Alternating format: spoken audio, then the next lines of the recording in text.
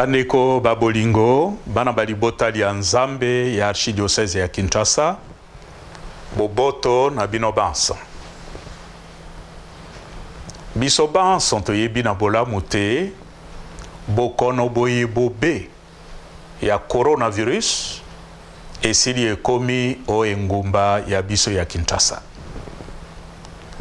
Pe ezali kopalangana na lopango penza. Tata mokonzi wa ekolo apesa kilobi boko meko po ya kolakisa biso boni tosengeli kotambwisa bomoi bwa biso o mikolo miye. Nalingi awa kotondo ye po ya mikano mi ya zwaki.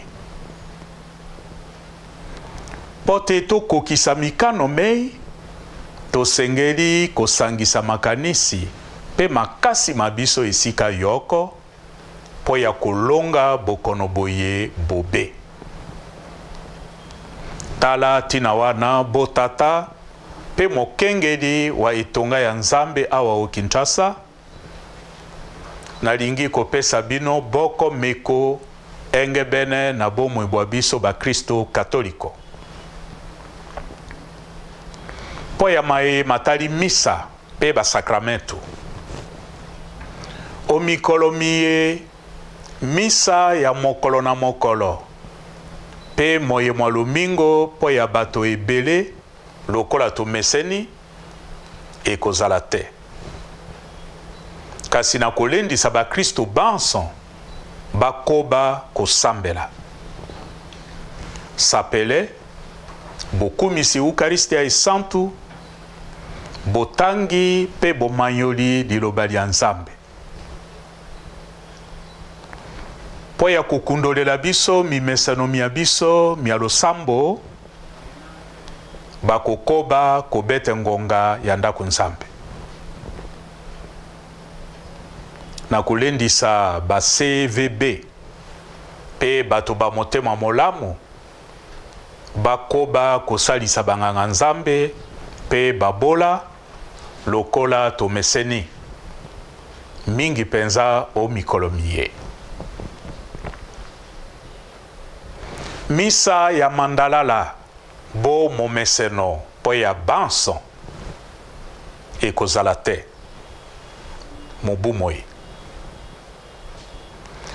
Nzokande banganga Nzambe bakotala boni bakoki kosambela misa po ya kobenisa mandalala. Sebongo po ya poso isantu. Po ya maye matali ba sakramento epekisami kopesa sakramento ya batisimo ya nkotisa ya libala lisantu pe ya bonganga. Kasi na kulendisa banganga Nzambe na bokebi bonso komemela bakoni pe babange Eucharistia esantu kukulisa sakramento ya bakoni na baye basengeli na yango. Bapanzi sango onzela ya television pe radio ya biso, Radio Elikia, Radio Maria pe television catholique Elikia bakobongisa manaka mabango po ya kolekisa misa masantu na sambo isusu po ya ba Kristo. Mateya retraite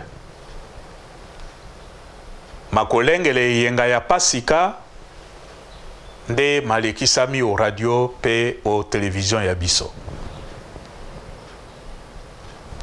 Po etali lilaka ya ba Kristo epekisami kosala lilaka o bandako to o bisika bia paroisse. Ndako Nzambe, biteyelo, salle paroissiale.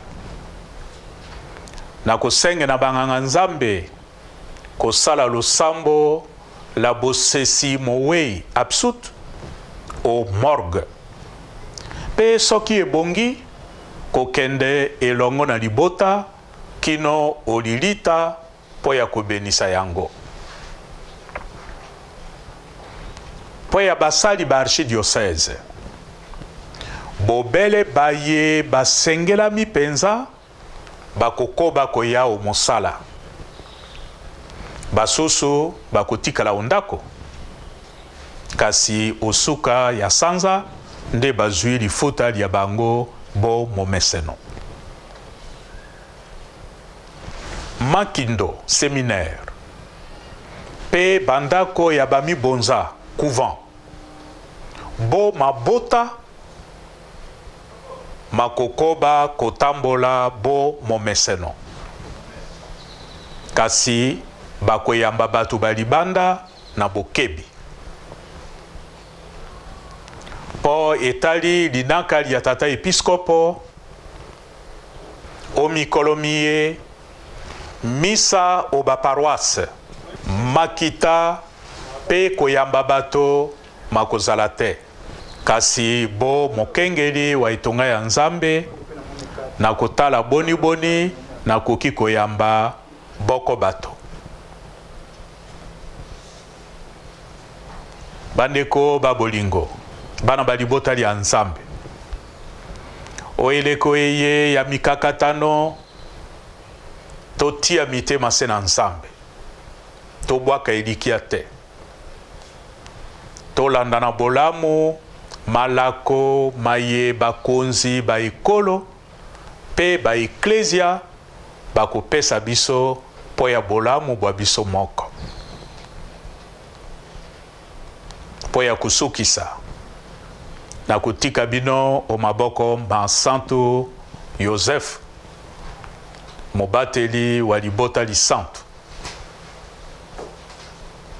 Nzambe abenisa pe abatela bino bansa.